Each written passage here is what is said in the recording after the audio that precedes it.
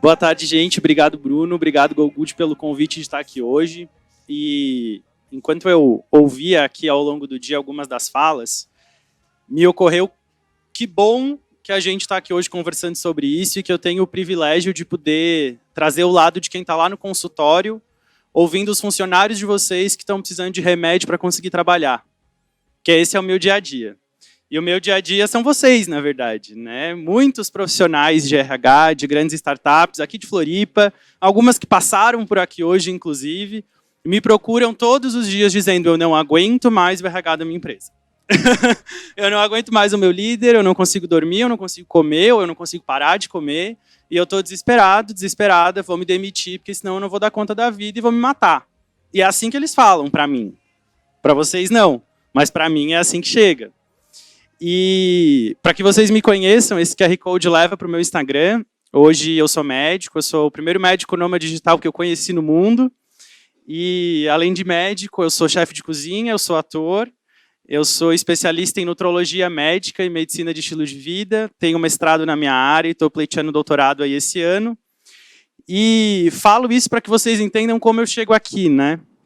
Eu e a minha marca e a GoGood, a gente vem se aproximando cada vez mais. E no ano passado, em setembro, eu e todo o meu time, a gente tomou uma decisão muito louca, assim, que foi diminuir todo o nosso espaço físico, passar a investir no digital, trabalhar cada vez mais com atendimentos remotos e tal, e a gente decidiu que tudo isso ia existir por um projeto social itinerante, se já não fosse suficiente, que hoje vira um documentário de uma grande plataforma de streaming por aí. Esse projeto social, olha só que doideira. Eu comecei a reparar que as pessoas que chegavam até a mim doentes, pedindo ajuda, pedindo socorro, dizendo que iam se matar, quase todas estavam assim por causa do trabalho. Trabalho de empresas multimilionárias, com plano de saúde, com salários de 5, 6, 7, 10, 15 e daí vai, e as pessoas querendo se matar por causa do trabalho. E o nosso projeto social, ele leva a medicina de estilo de vida para instituições do terceiro setor, que lá as pessoas ganham um salário mínimo, não tem plano de saúde, não tem acesso a nada do que vocês têm. Falo isso para dizer que a gente tem feito MEV em instituições muito parecidas com a de vocês, sem nada. Só deixo essa reflexão aqui. Vamos lá. Eu vou ser bem direto na minha fala, até porque eu acho que bastante coisa aqui já foi falada ao longo do dia e eu acho que eu sou o profissional que pode trazer um elo que está faltando na cabeça de todo mundo aqui hoje. Tá bom, a gente entendeu o que tem que ser feito, mas a gente já sabe muito disso. A gente já sabe que comer melhor, se movimentar, olhar para as relações, dormir melhor, todo mundo que já entendeu isso. Mas por que não funciona na prática? Por que as pessoas não aderem à GoGood que a empresa já tem? Por que as pessoas vão lá, fazem 1, 2 meses e param? Por que isso acontece? Então, o primeiro hack que eu quero te deixar é que o ambiente ele é responsável pela construção da saúde das pessoas. Por que é tão difícil ser saudável? Inclusive, hoje às 20 horas eu tenho uma live no Instagram com esse mesmo tema aí de um lançamento que a gente está fazendo hoje. Porque é difícil. Não é fácil. A realidade é essa. Ninguém falou que é fácil, ou que tem que ser fácil ser saudável. É difícil pra caralho. Eu venho de um lugar de 128 quilos, 6 remédios de medicações contínuas, que foi onde toda essa história começou, e um burnout no meu primeiro ano de formado em medicina. E aí foi onde eu comecei a estudar esse universo, para tentar sair daquele fundo do poço e reconstruir um caminho. E hoje eu faço uma medicina não gordofóbica, com pessoas que precisam passar por um processo de grande perda de peso, é onde o meu conteúdo está direcionado aí na internet. E viajo trabalhando em instituições privadas, públicas e sociais, difundindo esses conhecimentos. E aí a gente fala dessa roda super complexa que define o que é ser saudável, e daí vem a dificuldade disso. Ser saudável para mim é completamente diferente do que é ser saudável para ti. O conceito de saúde ele é individual, e ele pode envolver alimentação ou não, ele pode envolver emagrecer ou não, ele pode envolver dormir bem ou não. Não existe uma resposta única. E eu acho que é importante que a gente saiba que o que vocês estão aqui chamando de wellness, e eu sou marqueteiro pra caramba, e acho wellness um termo lindo para marketing, mas na verdade é saúde. E aí a gente da saúde, que sabe fazer isso daqui, e vocês, gestão de pessoas que estão tentando fazer isso daqui, cara, a gente tem que falar mais. Eu não vou conseguir em 20 minutos passar 10% do que eu gostaria aqui. Porque o meu trabalho e o trabalho de quem faz MEV, que vocês já vão entender o que é, faz o elo que está faltando para vocês. Preenche o elo que está faltando para vocês. Que é conseguir fazer as pessoas se cuidarem. A minha especialidade hoje é sentar na tua frente, te ouvir e te ajudar a ser mais saudável de fato. Te ajudar a construir uma vida mais saudável de fato, seja em indivíduos ou em grupos populacionais. E aí eu cito aqui as Blue Zones, que para quem ainda nunca ouviu falar, são as 5 regiões do mundo onde as pessoas mais vivem e onde as pessoas são mais felizes. E as características populacionais delas, o ambiente delas é completamente igual. Ou seja, é muito mais sobre o ambiente do que sobre força de vontade, do que sobre no pain, no gain, do que sobre levantar da cadeira e fazer. E qual é o ambiente que os profissionais que vocês têm nas empresas estão trabalhando, né? Eu acho que essa é uma reflexão bem importante de a gente fazer. As ações de estilo de vida, que é o que vocês estão acostumados a chamar de hábito, são coisas que as pessoas fazem todos os dias ou na maior parte dos dias para cuidar delas. Desde, sei lá, evitar uma discussão, comer uma fruta, dormir melhor, fazer exercício e por aí vai. E elas são, a decisão de fazê-las ou não vem justamente do ambiente. Saúde é cultura. Eu não vou ficar aqui falando de cultura organizacional, porque vocês entendem disso muito melhor do que eu, e foi falado hoje muito sobre isso, mas eu falo aqui de cultura, não de cultura organizacional, eu falo de cultura de vida. As pessoas de uma mesma região, elas comem parecido, elas bebem parecido, elas falam parecido. Se a gente não falar disso dentro da empresa de vocês, não adianta a gente querer incentivar com 1000 planos de benefício, porque as pessoas não vão aderir. E aí a gente fala de construção de estilo de vida por meio de personalização. Provavelmente vocês já ouviram falar de PDCA, que nada mais é do que planejar, fazer, checar, mudar e melhorar e seguir essa roda eternamente. A ação de saúde tem que ser feita da mesma forma. Quando eu faço os meus trabalhos de consultoria em instituições, a gente vai mensurar como que está de fato a saúde com ferramentas cientificamente validadas pela área da saúde, não são as ferramentas de RH. Os objetivos são diferentes. O meu objetivo é olhar para a individualidade para construir saúde na coletividade. As ferramentas de RH querem dar lucro, o que é ótimo e que faz todo sentido. Mas é muito pouco provável que a gente, de fato, melhore saúde sem olhar para a saúde dos indivíduos, que é o fato que a gente precisa fazer.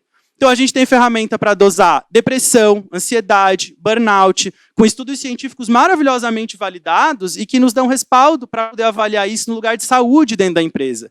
Eu posso falar com o colaborador e dizer para o RH o que está acontecendo. Eu tenho um código de ética que me permite fazer isso. O RH muitas vezes trava nessa relação, porque fica delicado, fica difícil mesmo. Segundo hack aqui é que estilo de vida não é só emagrecimento.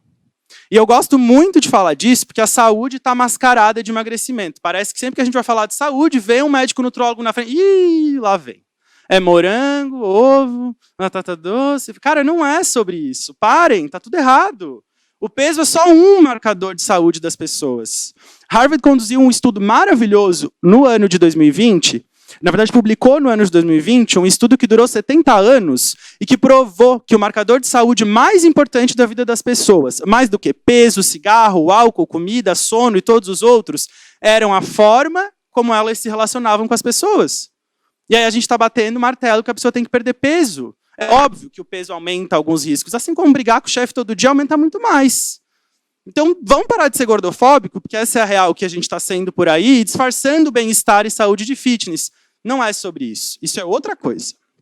E aí tem um outro ponto importante aqui. Os nossos motivos, eles ficam evidentes quando a gente fala de mudança de comportamento. E ninguém muda de comportamento só para perder peso. A ciência já mostrou isso várias vezes. Não faz sentido. O paciente que chega na minha frente e fala, eu vou mudar de vida para emagrecer, eu falo, não vai. Não é assim que funciona. Tem um livro muito bom que chama Hábitos Atômicos e fala sobre isso. E ele explica essas 3 esferas da mudança de comportamento. Resultados, processos e identidade. A pessoa que consegue mudar de comportamento é a pessoa que constrói a identidade de quem quer mudar de comportamento. De quem acorda mais cedo para ir treinar hoje, porque sabia que se não fosse mais cedo não ia conseguir ir. E que está tudo bem fazer isso. Mas leva anos construir esse conceito. Não é do dia para a noite. Não acorda e mudou. Não é rápido. O você tem que é um grande problema, né? Essas obrigações que a gente coloca na construção de saúde mais afastam as pessoas de serem saudáveis do que aproxima. Isso aqui tem que ser perguntado. O que tu quer fazer para cuidar da tua saúde? O que faz sentido para ti melhorar a tua saúde? Não eu chegar e impor o que tem que ser feito. Precisa de propósito. Saúde é muito mais do que perder peso. Construir saúde é primeiro começar a explicar isso aqui que eu estou explicando para vocês e para as pessoas. Para que eles aceitem olhar para a mentalidade deles, que é o que na prática define o estilo de vida. E aí eu trago o conceito de Ikigai, que recomendo que quem não conhece, conheça um pouco mais. O que eu faço hoje, o movimento de medicina de estilo de vida estuda muito Ikigai, que é juntar várias vertentes da vida das pessoas para que elas tenham mais propósito no seu dia a dia e sejam mais felizes e saudáveis.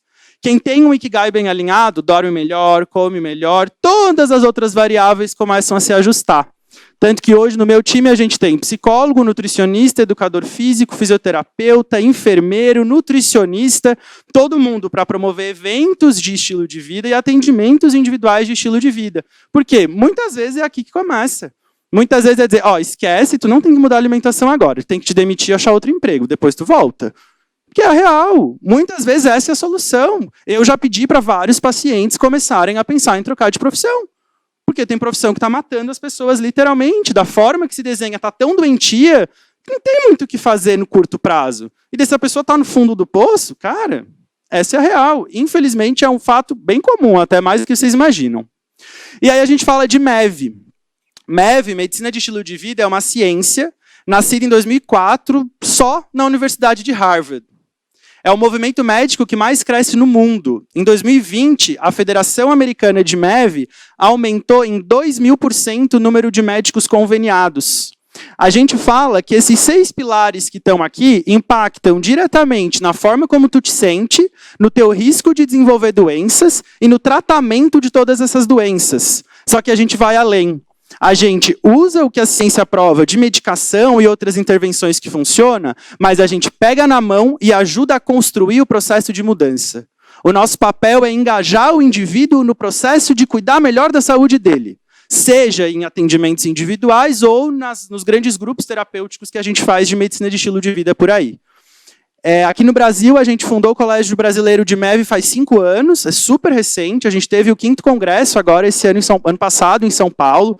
Em Floripa, eu conheço, além de mim, 2 profissionais que trabalham com isso. Eu tenho uma clínica presencial, mas hoje 90% dos meus atendimentos são remotos, porque eu realmente sou nômade digital, então eu vivo viajando.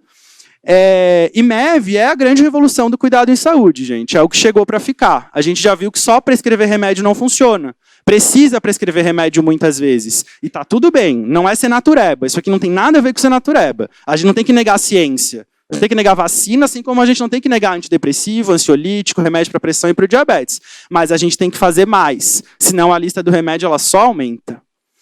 MEV é construir consciência em torno da necessidade de mudar. E é entender que o processo de mudança é muito maior do que o resultado. Porque os resultados aqui, em MEV, são difíceis de serem exatos e mensuráveis. Quem nunca fez dieta, exercício físico, subiu na balança e estava tudo igual no final do mês, é porque sempre foi magro. Porque quem já tentou emagrecer já percebeu isso em algum momento.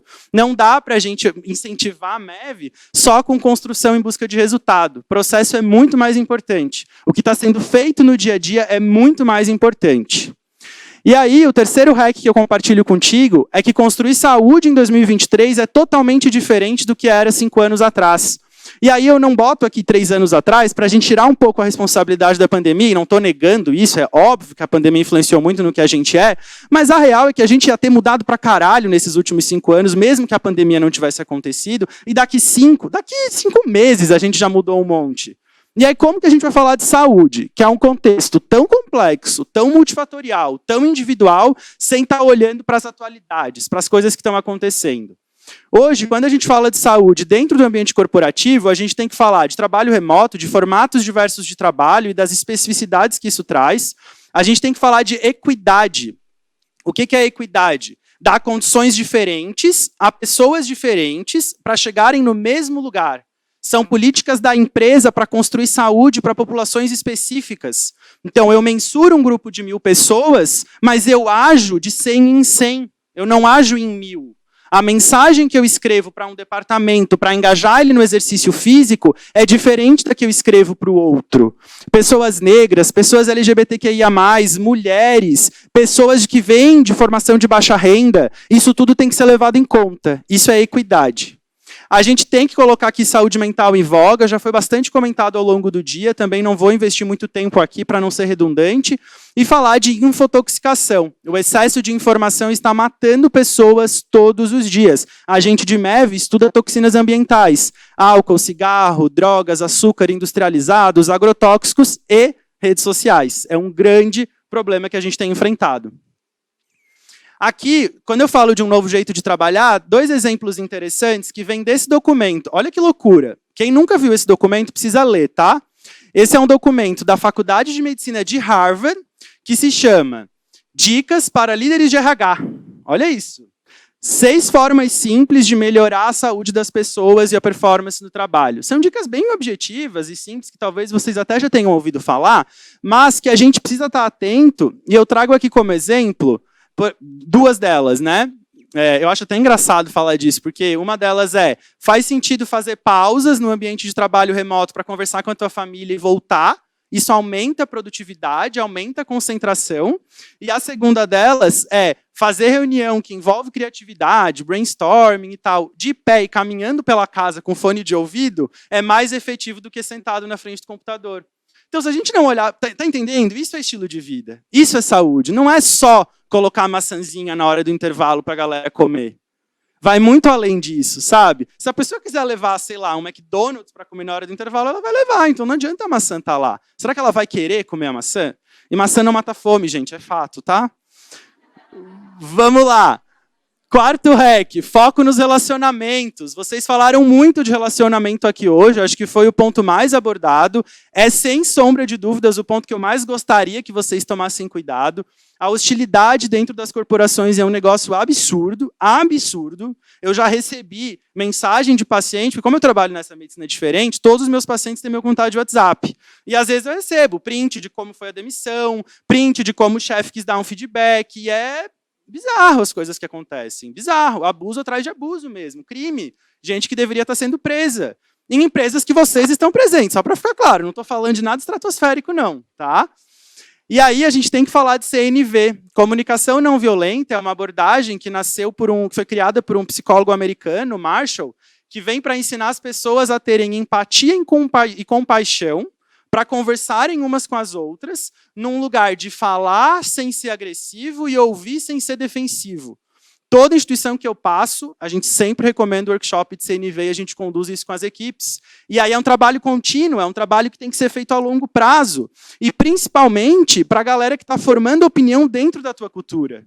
Quem que está influenciando a cultura organizacional que vocês estão ali vivendo? Porque não adianta ter manual de cultura se quem está nas lideranças e nos cargos que estão mais acima não está conseguindo fazer na prática, não vai funcionar. Então essa galera vai influenciar muito a forma de se relacionar. E aí, para a gente finalizar, eu trago aqui como 5º hack quase que uma receita de bolo para quem quer começar a fazer ações para promoção de saúde dentro da empresa e não sabe por onde começar. Quem conseguir fazer isso aqui na prática não vai errar. Eu falo aqui de manejo de estresse, dentro dessa logística, dessa lógica aqui, o que eu recomendo? Práticas de atenção plena e CNV, e essas recomendações, gente, são pautadas em estudos científicos de grande qualidade, conduzidos dentro de empresas que buscam saúde, lógico, que a maior parte delas de outros países, porque aqui no Brasil a gente começa a fazer isso agora. Então aqui a gente tem oficinas, tem o próprio processo psicoterapêutico, tem muito livro para se recomendar para essas pessoas lerem e melhorar o engajamento deles, tanto nas práticas de atenção plena quanto CNV. Educação em saúde é a ferramenta que a gente, como profissional de saúde, mais tem para ajudar a vida das pessoas hoje. A gente precisa educar as pessoas, mas educar no lugar de escutar e guiança, e não só de ficar falando você tem que. E aí, eu gostaria de reforçar que, quando a gente fala de educação em saúde, promovam eventos pequenos grupos, e foquem em sono e na importância de ter atenção para o cuidado. Despertem as pessoas para se cuidarem. Como que faz isso? Emoção. É o único jeito. Toda vida que eu chego numa instituição, e geralmente a gente faz uma semana com algumas intervenções para começar os projetos, a gente vai ter uma manhã com aquele grupo, com celular proibido, todo mundo em uma sala sem cadeira, e eu gosto de falar que eu adoro fazer pessoas chorarem quando elas me conhecem. É isso. É isso. As pessoas têm que sentirem onde elas precisam agir para elas começarem a mudar. Esse beabá aqui que a gente está falando... Cara, a gente é gente. A gente tem que voltar a aprender a amar, fazer cocô, dormir, fazer xixi, brigar, transar, ter tesão, porque a gente é bicho. E isso é tudo natural. Então, a melhor forma de engajar as pessoas por meio de educação em saúde é trazer emoção, é trazer sentimento. São estudos científicos que nos direcionam por aí. E aí não tem nada a ver com charlatanismo e esse papo todo. Tem técnica para fazer isso. Eu falo isso na autoridade de médico. Tem técnica, não é vocês acharem que sabem fazer isso. Tem psicólogo especialista nisso, tem pessoas que estudam esse tipo de engajamento, esse tipo de envolvimento, que funciona e os estudos são muito claros em relação a isso. Acesso, aqui deixa o exemplo da alimentação, a maçãzinha na bancada faz parte, só não pode ser só isso, né? Então a gente tem que dar acesso a comida saudável, a exercício, a água, a gente tem que normalizar fazer xixi durante reunião de trabalho, porque as pessoas não querem tomar água, porque elas têm que não podem sair para fazer xixi na reunião, e aí a hidratação é básica para quem quer se concentrar no ambiente profissional. Porra, não tem como ficar criticando mulher porque sabe fazer xixi. Gente, não dá, não é assim que funciona, tem que mudar. Além disso, relacionamentos, clima e cultura que cuidam das pessoas. Acho que esse é um último insight que eu deixo para vocês. Promovam ações de clima e de cultura que, de fato, olhem para as pessoas. Estou disponível para dúvidas depois. No meu Instagram, vocês conseguem todos os meus contatos lá. Hoje a gente trabalha com infoprodução, produção de conteúdo. A gente lança hoje a comunidade de Gestão de Estilo de Vida, uma comunidade de assinatura de conteúdo voltado para conseguir fazer o que tem que ser feito. E não só o que tem que ser feito, porque a realidade é que grande parte das pessoas já sabem o que tem que ser feito. Não vou poder ficar aqui, porque preciso correr para a live de lançamento daqui a pouco, mas quem quiser me contatar aí pelo QR Code, Instagram e tudo mais, eu estou disponível. Obrigado, gente.